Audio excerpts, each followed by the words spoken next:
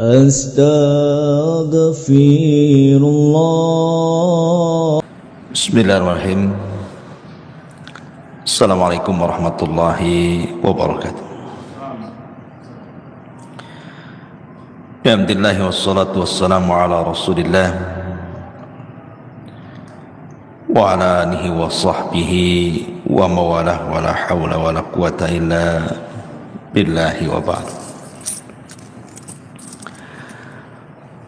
Alhamdulillah di pagi hari ini kita bisa duduk untuk bertolabul ilmi setelah melaksanakan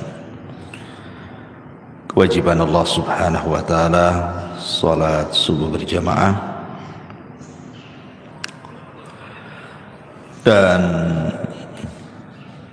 karena di pagi hari ini mendadak kita buat kajian, berarti temanya adalah kultum, kuliah terserah antum. Artinya bisa pendek, bisa panjang. Baik, salawat dan juga salam kita hadiahkan kepada Rasul kita Nabi besar Muhammad sallallahu alaihi wasallam. Ma'asyiral muslimin yang dimuliakan Allah subhanahu wa ta'ala,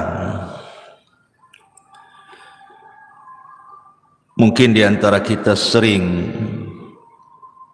mendengar kajian tentang seputar azab kubur. Tetapi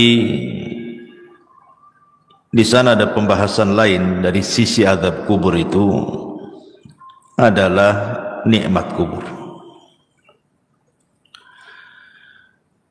Inilah yang terkadang sebagian kita tidak paham, bahwa banyak bisyarat, kabar gembira yang akan didapat oleh orang-orang yang beriman di dalam kuburan. Apa saja kabar gembira yang Allah subhanahu wa ta'ala berikan kepada seorang mukmin ketika Allah masukkan ke dalam kuburan? Inilah pembahasan di pagi hari ini. Ma'asyiral muslimin yang dimuliakan Allah subhanahu wa ta'ala, pertama, kabar gembira saat kematian dulu. Disebutkan di dua surat dalam Al-Quran. Pertama surah An-Nahl ayat 31 dan 32, kemudian Fussilat ayat 30. Dalam surah An-Nahl Allah subhanahu wa ta'ala mengatakan, kadzalika yazzillahul muttaqin alladzina tawaffahumul malaikatu tayyibina yaqulun salamun alaikum udkhulul jannata bima kuntum ta'malun. Demikianlah Allah memberi balasan kepada orang-orang yang bertakwa. Siapa orang yang bertakwa? Yaitu orang-orang yang ketika diwafatkan oleh para malaikat dalam keadaan baik, maka mereka, para malaikat, mengatakan kepada mereka, salamun alaikum, keselamatan bagi kalian, masuklah ke dalam sorga karena apa yang kalian kerjakan. Kemudian dalam surah Fussilat ayat 30-nya Allah mengatakan, innal ladzina qalu rabbuna Allah thumma istaqamu tatanazzalu alaihimul malaikatu alla takhafu wa la tahzanu wa abshiru bil jannati allati kuntum tu'adun. Sesungguhnya orang-orang yang mengatakan Tuhan kami Allah, kemudian mereka istiqomah padanya, maka malaikat akan turun kepada mereka dengan mengatakan, janganlah kalian takut, janganlah kalian sedih, dan bergembiralah kalian dengan surga yang telah Allah janjikan kepada kalian. Jadi kabar gembira pertama adalah saat detik wafatnya seorang mukmin, mereka akan bahagia. Kenapa mereka akan bahagia? Karena malaikat yang membisikkan di telinganya itu adalah bisikan-bisikan kebaikan. Sehingga kita lihat seorang mukmin itu kalau meninggal macam-macam, terkadang Allah tampakkan kebahagiaan. Terkadang dia tersenyum, terkadang ditampakkan keringat di dahinya, terkadang bisa mengucapkan kalimat la ilaha illallah, terkadang dia membaca Al-Quran, terkadang meninggal saat solat, dan begitu seterusnya. Dan itu kegembiraan yang pertama yang diraih seorang mukmin saat wafatnya. Kemudian yang kedua, saat masuk ke liang lahat. Kita tahu bahwa dalam proses peristiwa-peristiwa kubur itu ada 4 peristiwa. Pertama disebut dengan dhagtatul qabri, himpitan kuburan. Yang kedua disebut fitnatul qabri, 2 malaikat yang bertanya, Munkar dan Nakir, atau disebut dengan fitnah kubur. Yang ketiga azab kubur, dan yang keempat nikmat kubur. Kita tahu bahwa peristiwa pertama di kuburan itu adalah himpitan kubur. Setiap manusia pasti dihimpit kuburan, tidak mukmin, tidak kafir, semua kena. Mau anak bayi, mau anak dewasa, mau laki-laki, perempuan, pasti terkena himpitan. Dan himpitan kubur ini disebutkan dalam sebuah hadis Nabi SAW mengatakan, Inna lil qabri dhagtatun, sesungguhnya kuburan itu memiliki himpitan. Dan himpitan kubur ini meretakkan semua tulang belulang, bahkan meretakkan semua persendian, sehingga dia akan menjerit yang tidak ada yang tahu jeritannya kecuali selain manusia dan jin. Artinya binatang-binatang mendengar. Tetapi tentu yang seperti ini berlaku kepada orang kafir. Orang kafir, orang munafik, orang fasik, ya. Tetapi himpitan kubur bagi orang-orang yang beriman adalah himpitan kebahagiaan. Sehingga para ulama ketika membicarakan tentang himpitan bagi orang-orang yang beriman itu, layaknya seorang ibu saat memeluk bayinya. Karena kita semua berasal dari tanah, jadi tanah itu diibaratkan ibu kita. Jadi kalau kita masuk kuburan, dihimpit itu seolah-olah ibu sedang memeluk bayinya, tidak merasakan apapun. Makanya ketika kematian seorang sahabat yang sangat mulia, siapa dia? Sa'd bin Mu'adz radhiyallahu anhu. Sa'd bin Mu'adz ini pemimpin Aus. Saat kematiannya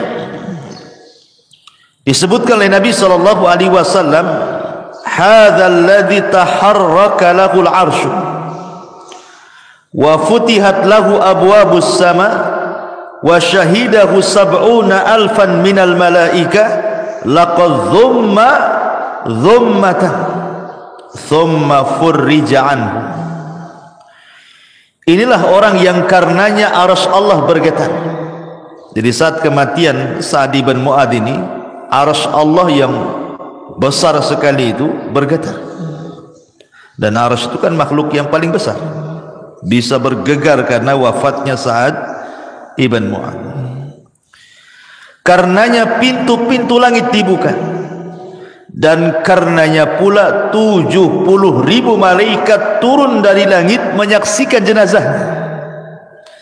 Sungguh dia telah dihimpit dengan sekali himpitan, kemudian dilepaskan kembali. Kalau seandainya himpitan itu sebagaimana hadis yang ma'ruf bisa meretakkan tulang belulang, memutuskan urat-urat persendian, mustahil seorang sahabat semulia Sa'd bin Mu'adz merasakan itu.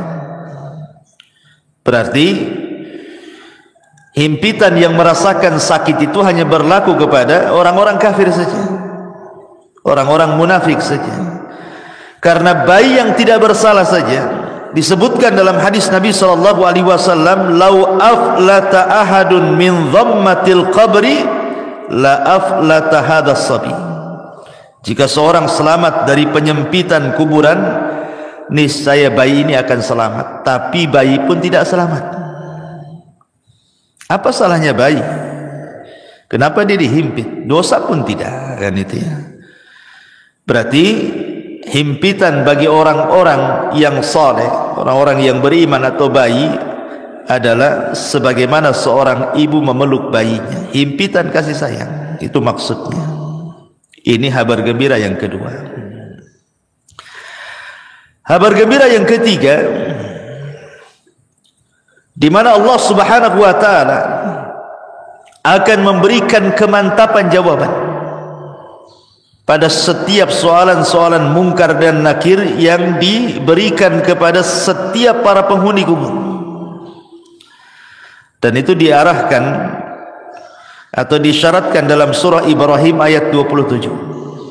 Allah mengatakan, yuthabbitullahu alladhina amanu bil qawli tsabit fil hayatid dunya wa fil akhirah wa yudhillullahu zalimin wa yaf'alullahu ma yasha. Allah akan meneguhkan iman orang-orang yang beriman dalam ucapan yang teguh dalam kehidupan dunia dan juga kehidupan akhirat. Kata Bara bin Azib, seorang sahabat, ketika memberikan catatan dengan kalimat Allah akan teguhkan ucapan bagi seorang yang beriman di dunia dan akhirat, kata beliau, ini ayat turun pada perkara fitnah kubur. Jadi orang-orang yang beriman apabila ditanya siapa Rabbmu, maka dia langsung menyaut Allah. Siapa nabimu? Langsung menyaut Muhammad. Apa agamamu? Langsung menyaut Islam. Siapa yang bisa menjawabkan ini? Memang kalau di dunia mudah saja menghafalkan, tetapi bukan berarti di akhirat semua bisa menjawab, tidak. Yang memantapkan jawaban itu Allah. Jadi Allah yang membuat kita mantap jawabannya, bukan pengetahuan kita, gitu maksudnya. Allah yang memantapkan, karena di sini kalimatnya yutsabbitullahu, Allah menetapkan, memantapkan. Artinya Allah yang menjadikan kita ini mampu menjawab. Dan itu khusus bagi orang-orang yang beriman. Berarti ini kabar gembira yang ketiga. Allah memberikan kemantapan. Kemudian kabar gembira yang keempat, Allah lancarkan setiap jawaban. Setelah Allah mantapkan, kita mampu menjawab. Disebutkan dalam hadis Bara bin Azib radhiyallahu anhu yang panjang sekali. Salah satu penggalan hadisnya, Rasul mengatakan, fayatihi malakani fayujlisanihi fayakulani lahu man rabbuk, fayaqulu rabbi Allah, fayakulani lahu ma dinuk, fayaqulu dinil Islam, fayakulani lahu ma hadzal rajul alladhi bu'itsa fikum, fayaqulu huwa Rasulullah sallallahu alaihi wasallam. Kemudian dua malaikat datang kepadanya dan mendudukkannya. Lalu keduanya bertanya, siapa Rabbmu?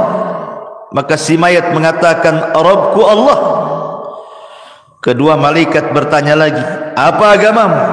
Dia menjawab, agamaku adalah Islam. Kemudian keduanya bertanya lagi, siapa laki-laki yang telah diutus kepadamu? Maka dia menjawab, beliau adalah utusan Allah Muhammad sallallahu alaihi wasallam. Mungkin sekali lagi bahwa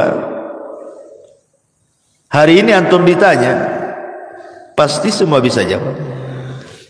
Tapi apakah di kuburan bisa lancar jawabannya? Kan tidak juga. Makanya ini kabar gembira. Selain Allah mantapkan jawabannya, kemudian ketika kita ditanya mengalir pula jawaban itu. Nah, ini adalah kabar gembira yang keempat. Kabar gembira yang kelima, setelah Allah Subhanahu wa taala mantapkan jawaban kita dan kita pun mengalir dalam jawaban-jawaban pertanyaan malaikat itu, maka Allah Subhanahu wa taala berikan tazkiyah, rekomendasi. Apa itu? Allah tiba-tiba berfirman dari langit dan mengatakan, "As-sadaqa 'abdi." Hambaku telah benar. Hambaku telah benar, hambaku telah jujur. Dan ini tazkiyah yang luar biasa, di mana Allah Subhanahu wa taala langsung yang mengatakan kepada kita, "As-sadaqa 'abdi." Hambaku telah benar. Tazkiyah mana lagi yang lebih jujur daripada tazkiyah Allah Subhanahu wa taala? Kabar gembira mana lagi yang lebih bahagia daripada Allah mengatakan kepada kita, kita dianggap orang jujur. Kalau manusia, anak katakan antum orang jujur, belum tentu orang mengatakan antum jujur. Tapi kalau Allah yang mengatakan jujur, manusia mendustakan kita terserah, tidak ada urusan. Tapi kalau seluruh manusia mengatakan kita jujur, tapi Allah katakan kita pendusta, buat apa? Kan itu ya. Tapi kalau Allah katakan kita jujur, satu manusia berdusta, terserah. Mendingan kita dianggap jujur di hadapan Allah daripada jujur di hadapan manusia tapi Allah dustakan kita. Dan ini tazkiyah luar biasa, kabar gembira yang luar biasa yang Allah berikan kepada kita kalau kita digolongkan orang-orang yang beriman. Ini kabar gembira yang kelima. Yang keenam, setelah Allah Subhanahu wa taala berikan tazkiyah kepada kita, apalagi Allah Subhanahu wa taala akan luaskan kuburan kita. Ada dua riwayat. Pertama, disebutkan dalam riwayat Abi Hurairah radhiyallahu anhu, di mana Nabi sallallahu alaihi wasallam mengatakan, "Tsumma yubsahu lahu fi qabrihi sab'una dhira'an fi sab'in." Sab'una dhira'an fi sab'in. Berapa luasnya kuburan itu? Kata Nabi SAW, kemudian kuburannya diperluas 70 kali 70 hasta. Satu hasta itu segini nih, ini satu hasta. Ya. Kalau 70 dibagi 2 berarti berapa? 35 meter. Kalau 30 kan 60, berarti 35 meter. 35 meter kali 35 meter, 70 kali 70 hasta, berarti 35 meter kali 35 meter, kan itu ya kalau dibuat meteran. Ini satu riwayat. Jadi kuburan yang sempit tadi yang hanya 1 kali 2 meter gitu ya, dijadikan oleh Allah Subhanahu wa taala menjadi 70 kali 70 hasta. Luasnya, meluas kuburannya itu ya. Tapi dalam riwayat yang lain dari Bara bin Azib, justru Nabi sallallahu alaihi wasallam mengatakan, "Tsumma yubsahu lahu fi qabrihi maddal basar." Madda basarihi.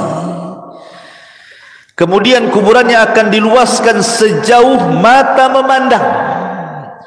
Kalau antum naik ke atas gunung, kemudian antum melihat tuh, kira-kira pandangan antum sejauh mata memandang sampai di mana? Itu maksudnya. Itulah luas kuburan Kalau seandainya Allah berikan kabar gembira kepada seorang mukmin itu, Allah akan luaskan kuburan. Dalam riwayat 70 kali 70 hasta, tapi dalam riwayat Bara bin Azib sejauh mata memandang. Coba bayangkan, kalau antum saya kurung di satu ruangan,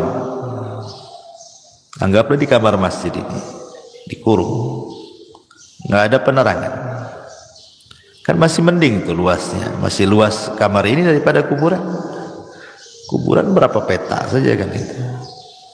Tapi ngomong-ngomong saya minum dulu kayak kok dingin kali nih. Bismillah. Oh, panas juga. Iya. Jadi analoginya begini, kawan. Jadi kalau antum masuk ke dalam ruangan masjid ini, saya gelapkan, nggak ada apa-apa di situ, nggak ada kasur, nggak ada apa-apa, nggak ada handphone, nggak boleh antum saya kasih handphone. Ya masuk aja badan di situ.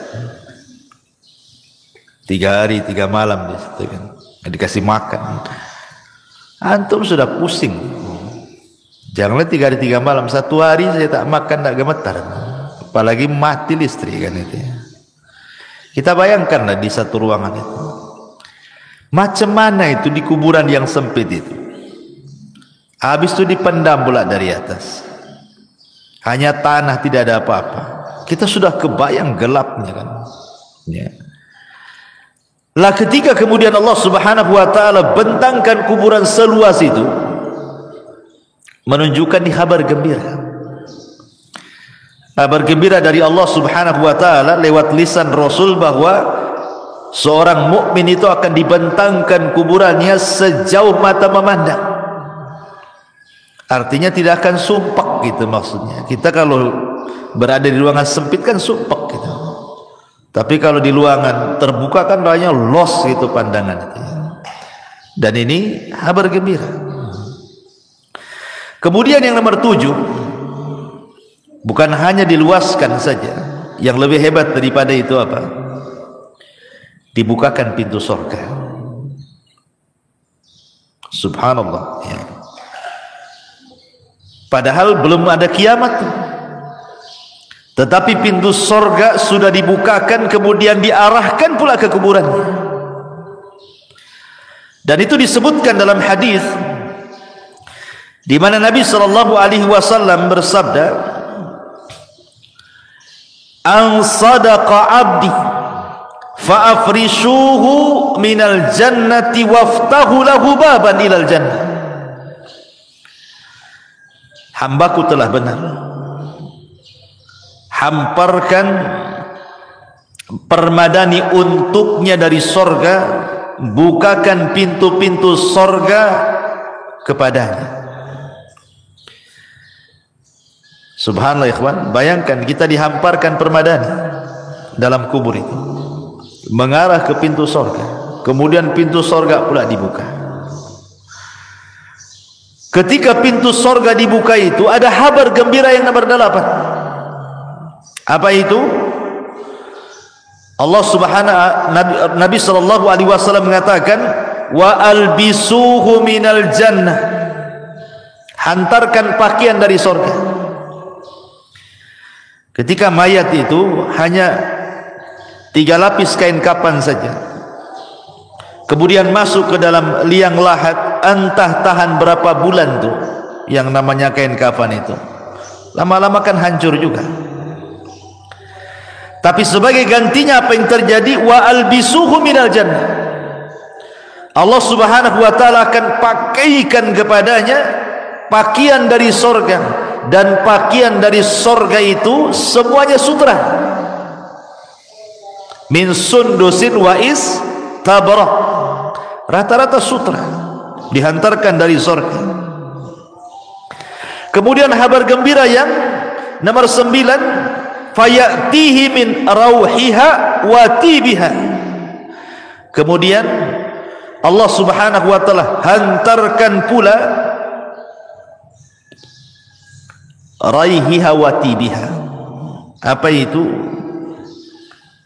Wewangian dan bau semerbak yang luar biasa yang Allah hantarkan ke dalam kuburannya, menjadi wangi kuburannya. Kita saja di ruangan kan pengennya wangi, harum gitu kan. Masuk ke hotel-hotel mewah itu harum gitu ya. Kan itu sebuah nikmat, kabar gembira. Belum lagi makanan dari sorga, belum lagi minuman dari sorga. Itu kan kabar gembira yang luar biasa. Bahkan yang lebih hebat lagi, nomor 10-nya adalah Allah subhanahu wa ta'ala datangkan kepadanya orang yang sangat baik hati. Disebutkan dalam sebuah hadis, jadi akan didatangkan padanya seorang laki-laki yang rupawan, berpakaian indah, beraroma wangi, untuk menemani dia selama dalam kuburan. Kemudian si mayat ini heran, kemudian bertanya, man anta, siapa engkau ini? Fawajhukal wajhu yaji'u bil khair, wajahmu adalah wajah yang membawa kebaikan. Siapa kamu ini? Karena ikhwan, kalau kita analogikan kan, orang di penjara lah, masukkan ke dalam penjara, kemudian hanya satu sel, satu orang saja, kan boring. Sepandai-pandainya orang itu buat aktivitas, pasti ada bosannya juga kan. Berbeda kalau seandainya satu penjara itu hanya 2 orang, pasti ada komunikasi itu, nggak akan boring kalau 2 orang kan?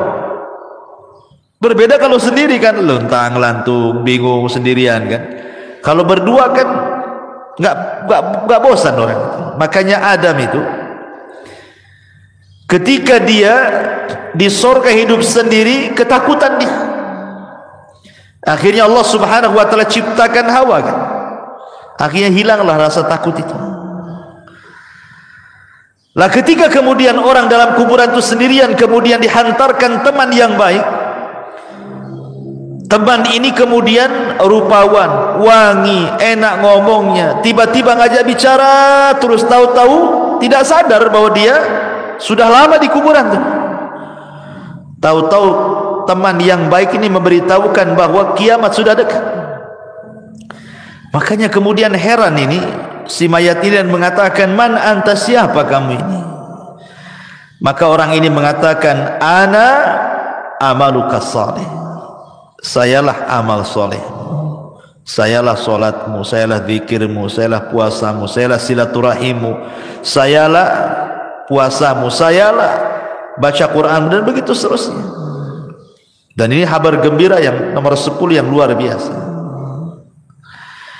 Kemudian yang nomor 11, kabar gembira yang nomor 11, di mana orang-orang yang beriman tidak akan merasakan lamanya tinggal di kuburan.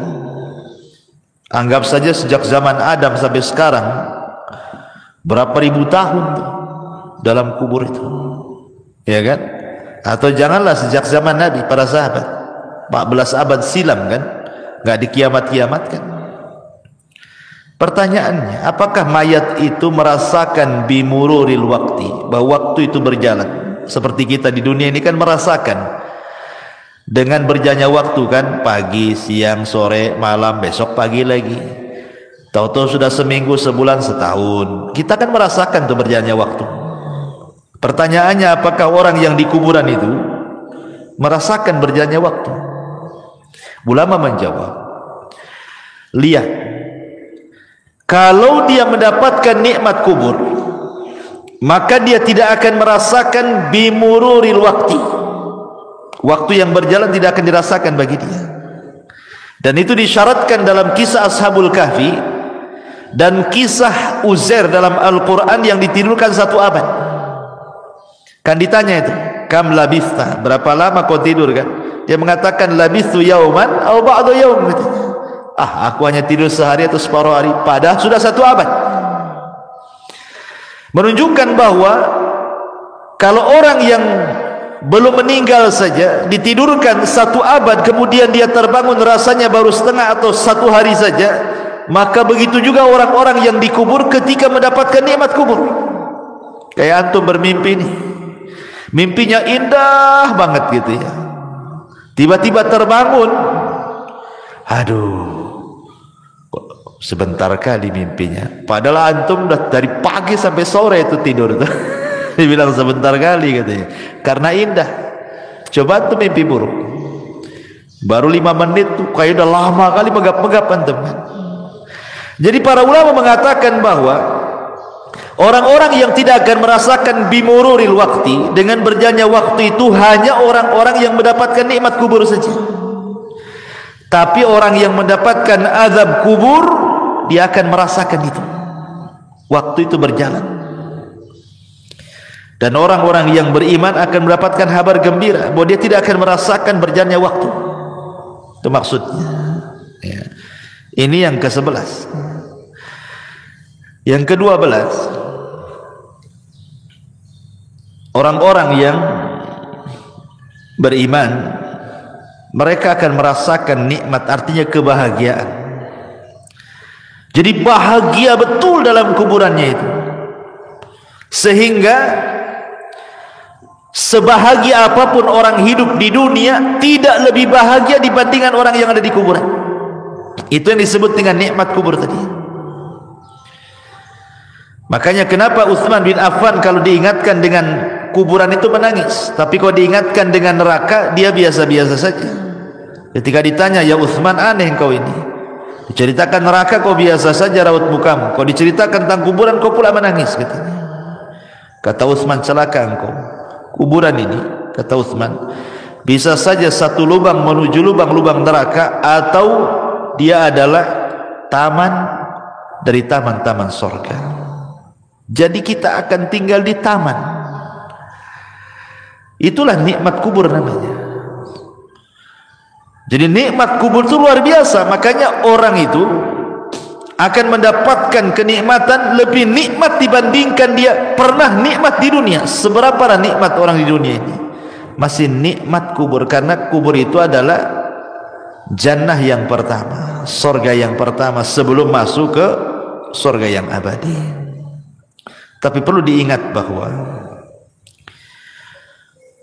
orang-orang yang di kuburan itu juga bisa merasa sedih, sama dengan ketika antum kehilangan sesuatu, kita sedih, tersiksa gitu ya, atau ada masalah gitu ya, entah masalah ekonomi, masalah keluarga, masalah apa-apa, kan kadang-kadang tersiksa batin kita. Lah orang yang di kuburan pun akan sama merasakan hal itu, tersiksa batinnya. Kapan? Ketika orang-orang yang di atas kuburan melakukan niyaha. Niyaha itu artinya meronta-ronta, menangis-nangis gitu ya, menolak takdir gitu. Kalau nangis saja nggak apa-apa, namanya orang meninggal sedih, Rasul aja nangis gitu. Tapi kalau sampai niyaha ini membuat apa? Orang yang mati itu yu'adzab, diazab. Tapi bukan diazab di sini artinya diazab fisiknya, tidak, maksudnya diazab batinnya.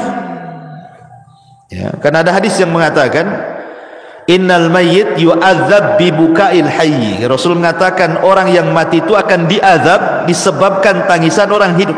Maksudnya niyaha, yang sampai merobek-robek, memukul-mukul. Karena saya pernah menyaksikan ada orang sedang koma, ini istrinya itu udah guling-guling tuh, guling tuh, sampai akhirnya diamankan sama kerabatnya, dimasukkan ke kamar, dikunci.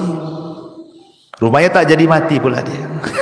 Coba kalau mati apa nggak jelas tuh kan.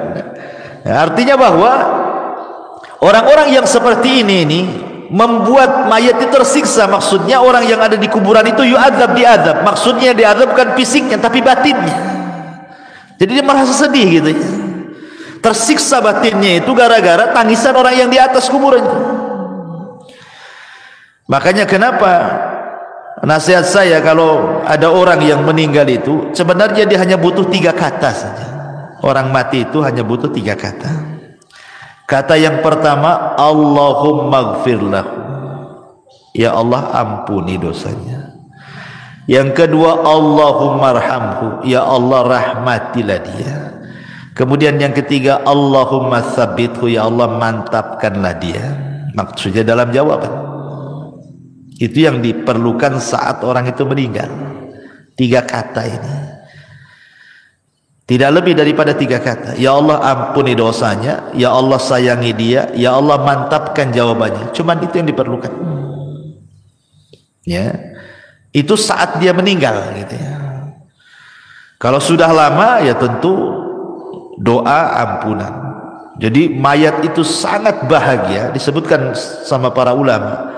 Yang paling dinanti oleh para penghuni kubur, entah ayah kita yang sudah meninggal, ibu kita, nenek kita, atau keluarga kita, mereka sangat bahagia itu apabila mendapatkan doa dari orang yang hidup. Jadi kalau kita mendoakan ampunan, rahmat, kata ulama, itu yang dinanti. Jadi mereka sangat bahagia sekali dengan doa kita kalau kita mengatakan Allahumma gfir lahu, Allahumma arhamhu, ya Allah rahmati dia, ya Allah ampuni dia. Dan juga sedekah yang kita niatkan kepada orang yang sudah meninggal. Inilah diantara 12 kabar gembira bagi para penduduk kuburan. Subhanallah bihamdika, asyhadu an la ilaha illa anta, astaghfiruka wa atubu ilaik. Allahu ta'ala alam. Assalamualaikum warahmatullahi wabarakatuh.